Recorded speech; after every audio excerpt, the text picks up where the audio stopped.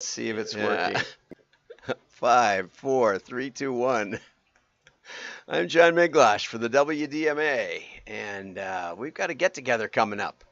And I put the 14th, which is a Thursday, on all of my marketing material, but I'm having lunch out on the road a little bit that I don't want to miss. And so I meant to do it on Wednesday. I thought it was on Wednesday. And all my marketing materials, including my email today. If you get an email today and it says the 14th, I'm not going to probably do it the 14th, probably the 13th. So it'll be about a week from today. And write in, I'll straighten it out. And on that note, I just wanted to tell you a story about I had a second person send me some information for one of their clients. It's a big printing company, and but it's a salesperson at the printing company. And they sent me a sample postcard, and I made about 4 different observations on it, and I think it'll dramatically improve the results. And as a thank you, they joined the WDMA. So um, that's something that is I think it's something that you could utilize. It's probably underutilized, but if you enjoy these shows, but you say, well, we're doing a mailing, it's coming up, why don't we just send it to John? If you actually join as a real member, I have no trouble with taking some time and looking it over and giving you my best shot at it. And here's the most important part: it allows you to teach your clients or your CEO how direct mail testing works. So you just take whatever you're doing, don't have to make any changes. And you say, well, that'll be panel A, and then we'll do what John said: change a couple of things, give it a try. That'll be panel B, and see which one does better. And you can prove that I'm an idiot, or that you're a genius, or that I'm not. Because I'm okay. One of the things I learned long ago in copywriting is you can't have a lot of ego in the game. You've got to keep working on what's the best, and testing will do that for you. And so, not only will you learn will I give you some ideas on what to test, but you'll also learn about testing, and you can illustrate the test. Because typically I'll focus on things that will have enough difference that you can show the incremental lift based on the A/B split. And that is gold. Okay, so join the WDMA and let's work together. Very, very simple stuff, and happy to help. Okay, so let's get over to Tom Fishburne. Rating fatigue. On a scale of 0 to 10, how likely are you to recommend me to a friend or colleague? I thought this was a doctor. It sort of looks like Scrubs there, but it's the parent, I guess, because there's a stuffed animal, little girl, I guess, and the dad is reading her a story.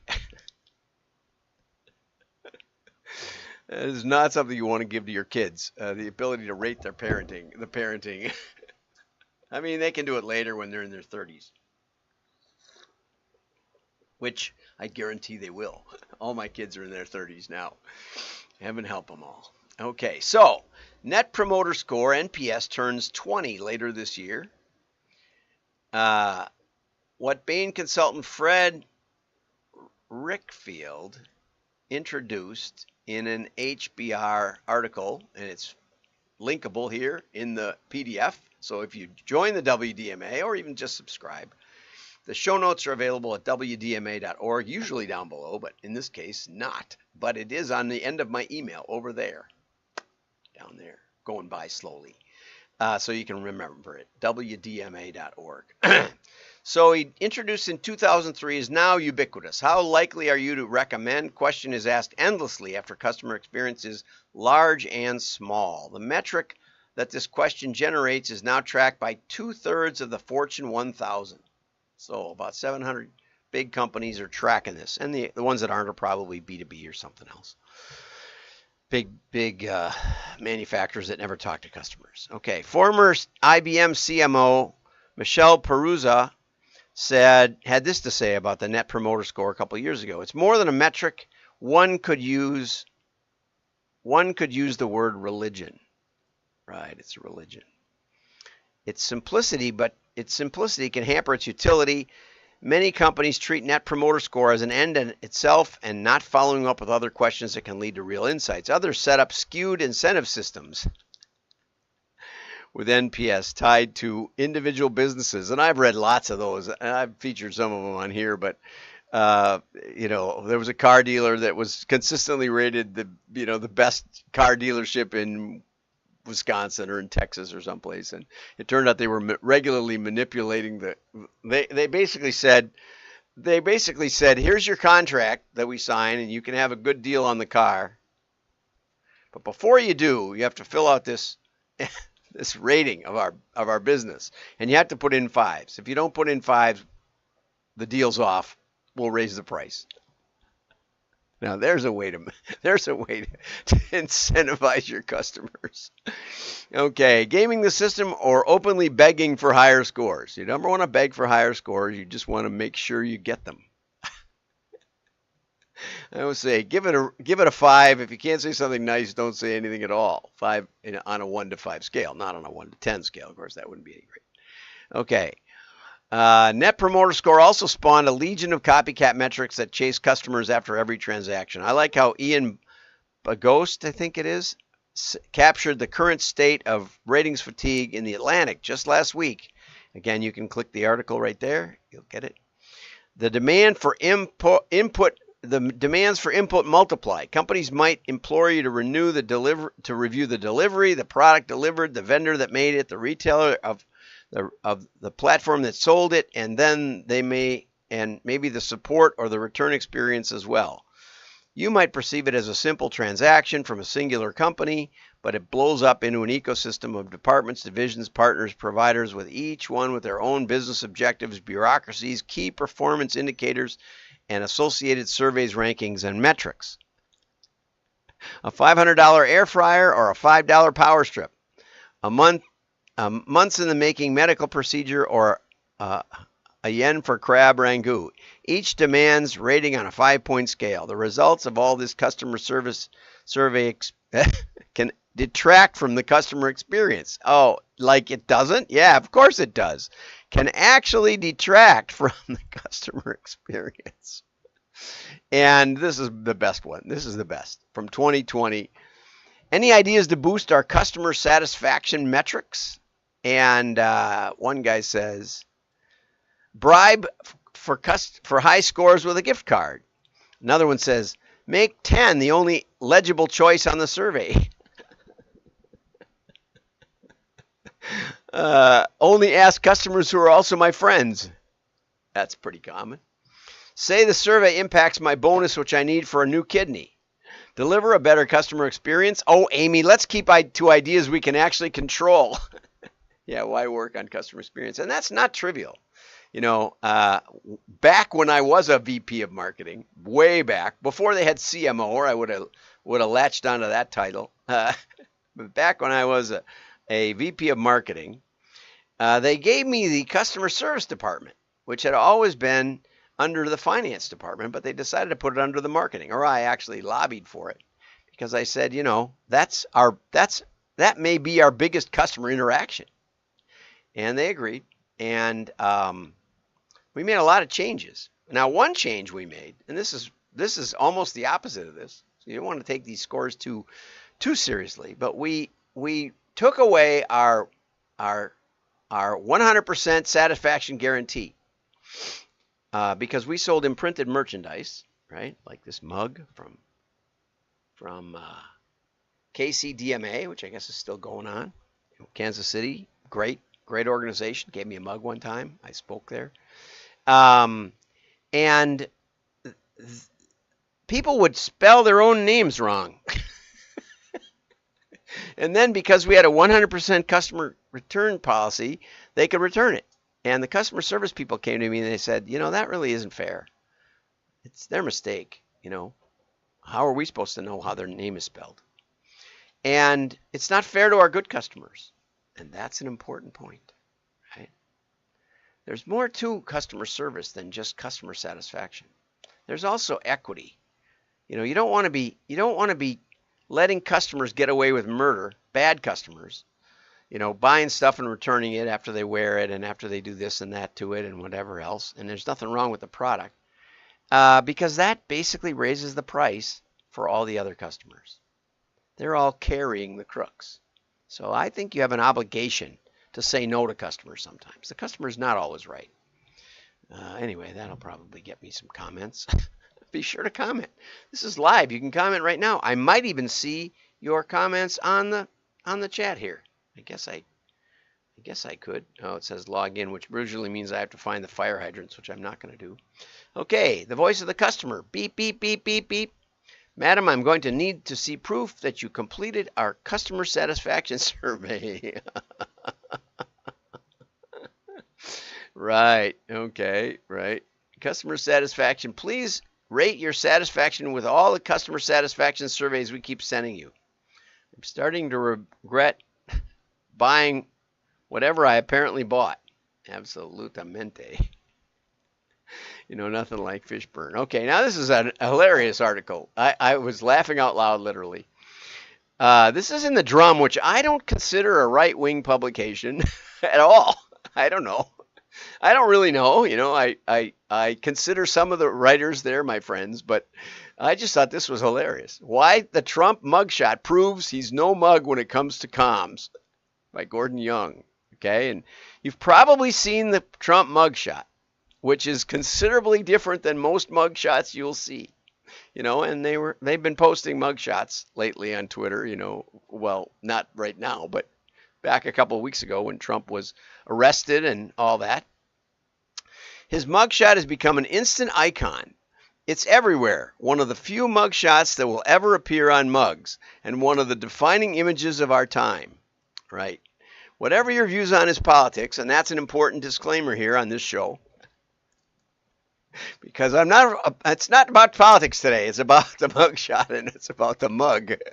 Whatever your views on his politics, you have to admit, Trump is a master at the art of communication. Sometimes he communicates more effectively than he wishes when he's not communicating something, when he's communicating something that maybe he shouldn't. But he still gets a lot of attention. Okay, to most, being arrested would be mortifying, but he saw it as a marketing opportunity. He would have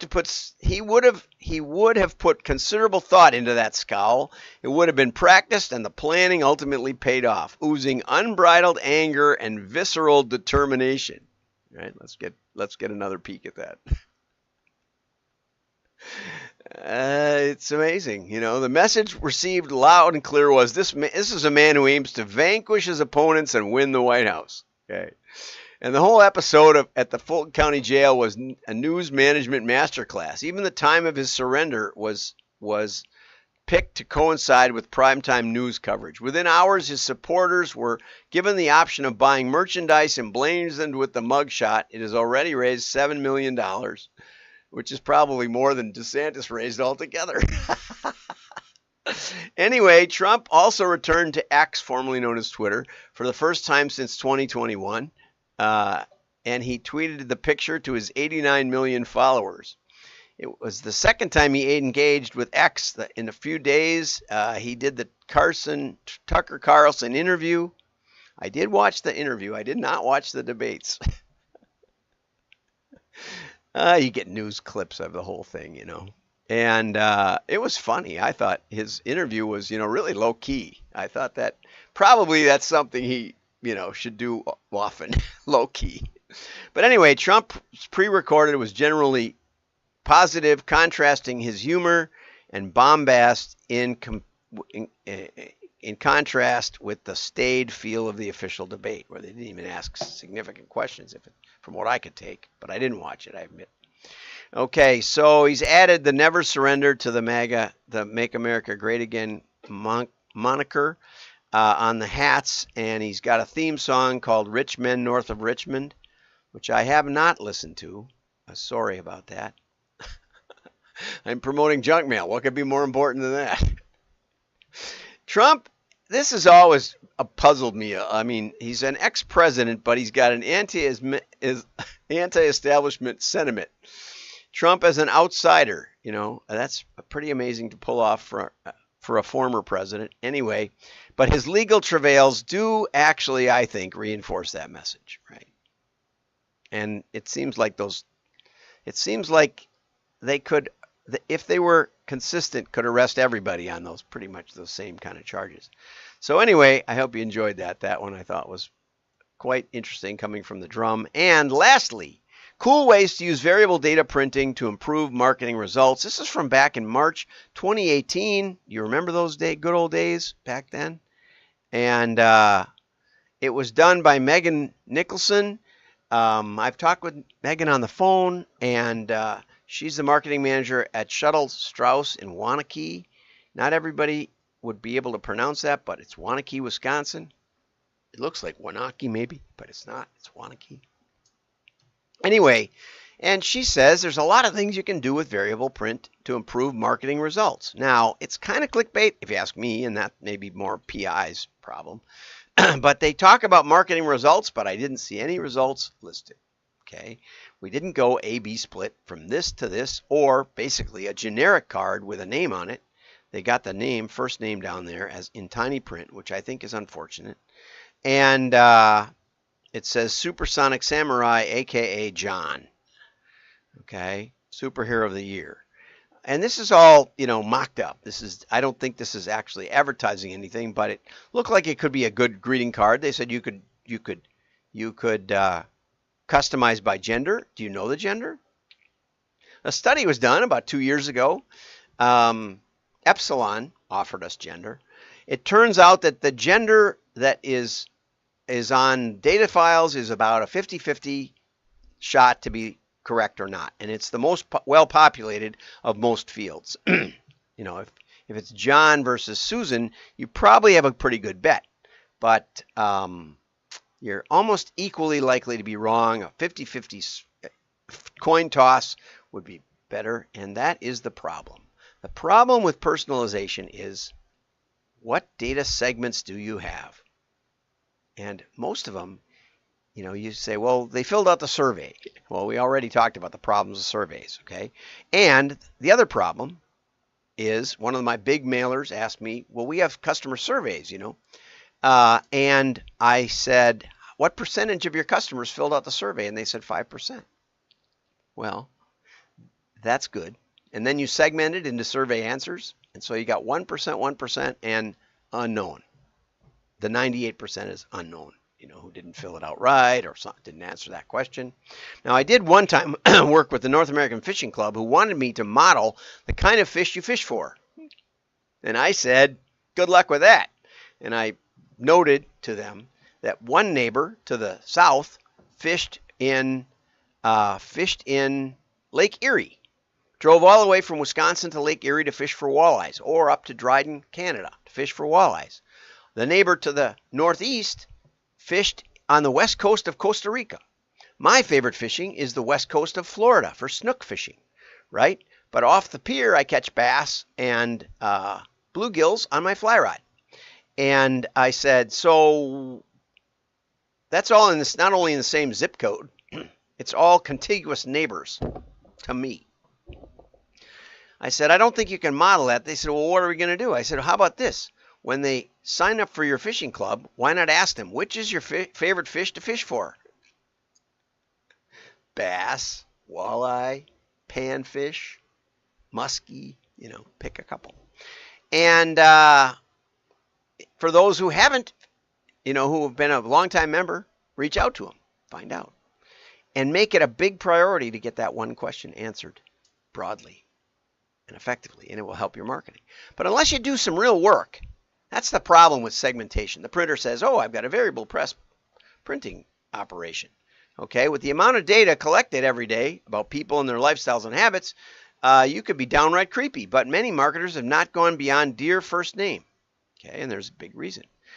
Down below is 11 different elements, and here's the elements. And again, go to wdma.org shortly after this, and you'll get access to this.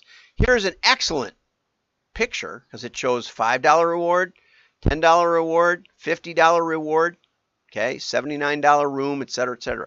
And it turns out that casinos are really good at tailoring their to their constituents, okay? Getting their monthly pay levels. And nonprofits can do this too. I remember CBN sending me a thing. You've been giving $15 a month. Thank you very much. Would you consider moving it to 20? Something like that.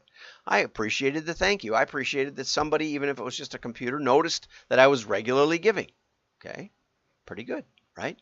And offering an appropriate incentive for each player's level. I think that's an excellent idea. That's an excellent use in Ho-Chunk gaming.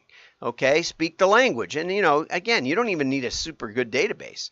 You can get public records that tell you the percentage of Spanish speakers within a census tract, right? That can be extrapolated to zip code. I have zip code languages, okay? I think it's funny when in my zip code, get Spanish mailers, usually from politicians. Another way to do it is to generate responses, right? So, Trump mugshot could be offering a mug in English and a mug in Spanish. You pick the zip codes where the order was for Spanish, and you'd have your own database. And you could try mailing different languages and over time refine it. It's possible, but it's a lot of work. Okay, get more donations, and here's plans for different levels of giving, as I already talked about. So Megan, I'll reach out to you, and thank you for that article. I really did appreciate it. It does highlight the main areas where you can use personalization, but there's nothing in this article that says, okay, we spent 39 cents for this postcard with no personalization except an address block, and we spent 50 cents for this postcard, which had male, female, or gender colors, or different offers, or different kind of fish that you can fish for, and it generated 29% higher profits or something, right? We know there's a cost difference in personalization. Is there ever a corresponding lift benefit? Does it ever pay for itself? I've never seen that it does. I imagine it does. Everybody talks like it does. Show me some data. Bye-bye.